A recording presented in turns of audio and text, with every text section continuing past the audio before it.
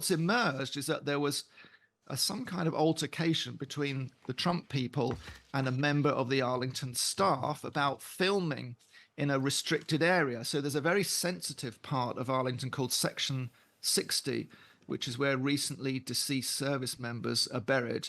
And that's not to be used for political purposes in any filming or performance or event. And of course, the Trump team were doing that, and a member of Arlington staff seems to have tried to intervene and got into some sort of tussle. Arlington isn't saying very much about it. It's only emerged through an NPR report. That's a National Public Radio here. And the Trump team has said, well, there was one person who seemed to be mentally ill who was trying to intervene in our event when we were invited there. John, let's go to America now. Donald Trump may yet face prosecution despite a wide-ranging immunity ruling by the Supreme Court. The former president's been hit with a new indictment for allegedly seeking to subvert the 2020 election. We can talk to David Charter, who is the US Assistant Editor for The Times. David, I'm sure an awful lot of people listening to that introduction there will think, haven't I heard this before? Where are we at with this story today? What's new about this? Right. So what had to happen was that this astonishing Supreme Court ruling, this very wide-ranging decision they made on immunity for American presidents, had to be taken account of by the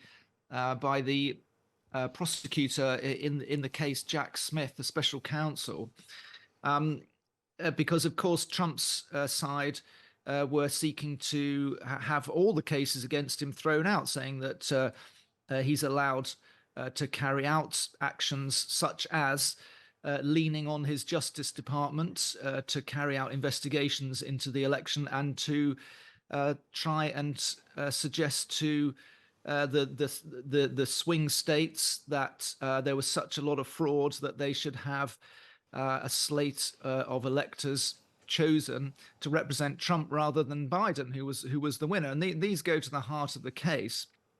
So what Jack Smith has tried to do in this new indictment that's been published this week is to make his charges stick, basically. He's seen his case, his federal case for Trump retaining classified documents thrown out by a court, and he doesn't want this one thrown out as well.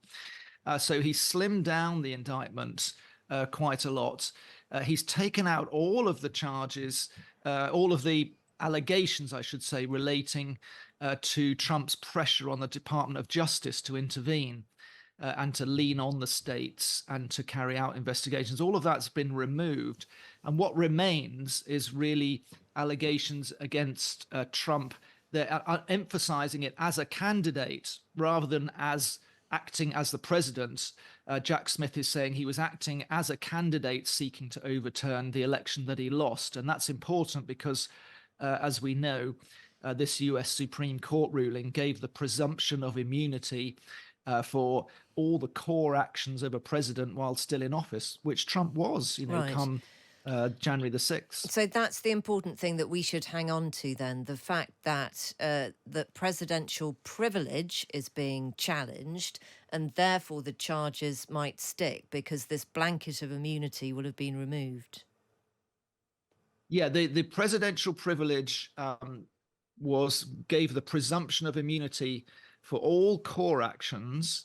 No, it gave absolute immunity for all the core actions of a president, and it gave the presumption of immunity for all the other actions that a president takes while he's president. And so Jack Smith has to get round this. So as I say, he's emphasizing that Trump was acting as a candidate. And when he's talking about his pressure on Mike Pence, the vice president, to throw out the results from the swing states that Biden won, which was the core of what was happening on January the 6th, 2021, he's emphasizing that Mike Pence in his role as running mate rather than his role as vice president. And the indictment has been totally redrawn to emphasize the role of people who are not in government.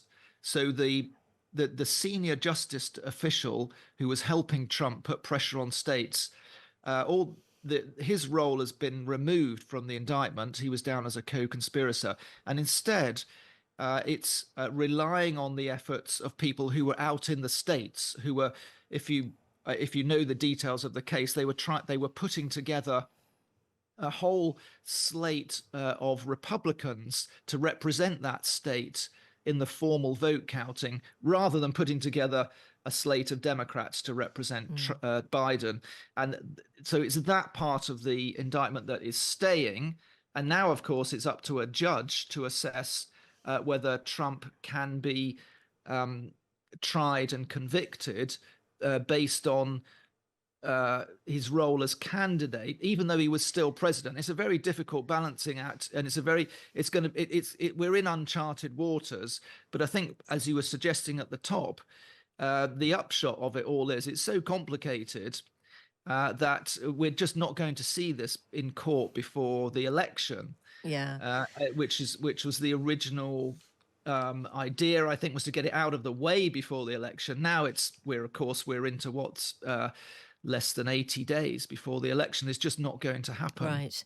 And in the meantime, I mean, obviously, Trump is out there doing his stuff. He's been on a visit to Arlington, hasn't he? And actually, hasn't that gone a little bit wrong today, David?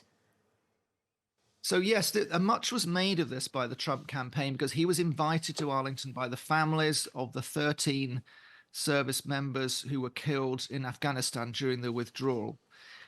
That was on the anniversary on Monday. What's emerged is that there was some kind of altercation between the Trump people and a member of the Arlington staff about filming in a restricted area. So there's a very sensitive part of Arlington called Section 60, which is where recently deceased service members are buried.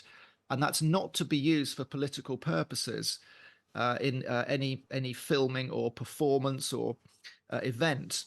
And of course, the Trump team were doing that, and a member of Arlington staff seems to have tried to intervene and got into some sort of tussle. Arlington isn't saying very much about it. It's only emerged through an NPR report. That's a National Public Radio here. And the Trump team has said, well, there was one person who seemed to be mentally ill who was trying to intervene in our event when we were invited there. So at the moment, it's a he said sort of situation, but there does seem to have been some sort of kerfuffle, and it just seems that at the moment we're in a phase where Trump just can't get anything right in this election since Kamala Harris emerged. He's been trying any which way to land a blow, and of course, this was to be weaponized, if you like, this Afghanistan withdrawal anniversary, to try and remind people that the Biden-Harris administration had made a big old mess of withdrawing from Afghanistan to try and score political points. But again, it's in danger of being overshadowed and misfiring. And of course, it would just show the most dreadful lack of respect, though, David, were it to be ascertained for sure that Trump's team have been trampling over such a place of grief and a place in America's heart. He's also been talking, hasn't he, with the US talk show host Dr. Phil about his own place in not just this world, but in all worlds. Shall we hear a little bit of the former president thanking divine intervention for his luck? It has to be God. I mean, how can you say it's luck when it's, 20 million to 1, okay? I mean, it's just not possible that I was in that position. It's the only position where that bullet could have missed. And you believe in God? I do. You believe God's hand was in this that day? I believe so, yeah, I do. And you talk about the country.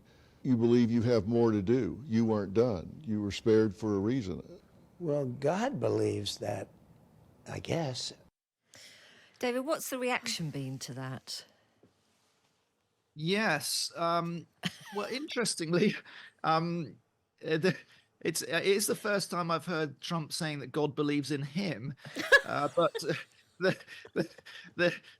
reaction from the Harris campaign has been limited to other factual claims in that Dr. Phil interview. It's quite intriguing